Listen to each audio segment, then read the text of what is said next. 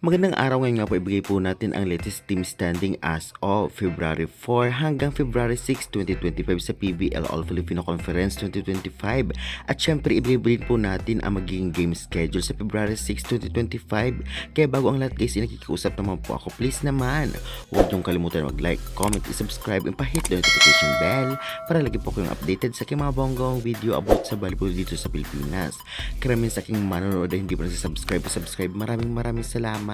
At ngayon ibigay na po natin ang latest team standing. Narito po ang mga team na nangunguna na sa ngayon. Ang standing po natin ay base sa point system, hindi po natin ginaya ang sa PVL website. Dahil point system ang pinagbasihan, nangunguna ang Petrogas Angel 7-1, Kremlin Cool Smashers 7-0, PLDT High Speed Hitters 6-3, Signal HC Spikers 5-3, Akari Power Chargers 5-4, Cheretio Crossovers 5-4. Nasa rank 7 naman po ang Sauce Coffee Thunderbells 4-5, From Fresh Foxes 4-5, Chocomucho Flying Titans 5-3, Galleries Tower High Racers 1-7, Capital One Solar Spikers 1-7 at Enlisted Chameleon 0-8. At ayan po ay base po sa point system at mababago pa ito sa mga susunod na araw, kaya good luck na lamang sa lahat ng teams.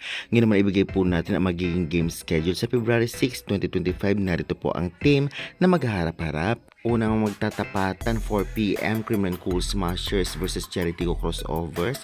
Venue po nito ay sa Pearl Sports Arena. At second game naman po magaganap 6:30pm Signal HC Spikers versus Capital One Solar Spikers.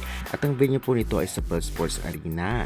Kitang-kita naman natin na talaga namang marami na naman ang mag-aabang dito at bibili ng ticket na gusto makita ang kanilang iniidolo sa mismong venue. Kaya good luck na lamang sa mga teams.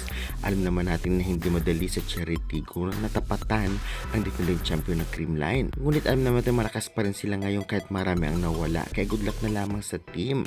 Samantalang sa Signal naman at Capital One, dihado nga ang Capital One. Ngunit alam naman natin lalaban din ito. Kaya good luck to both teams.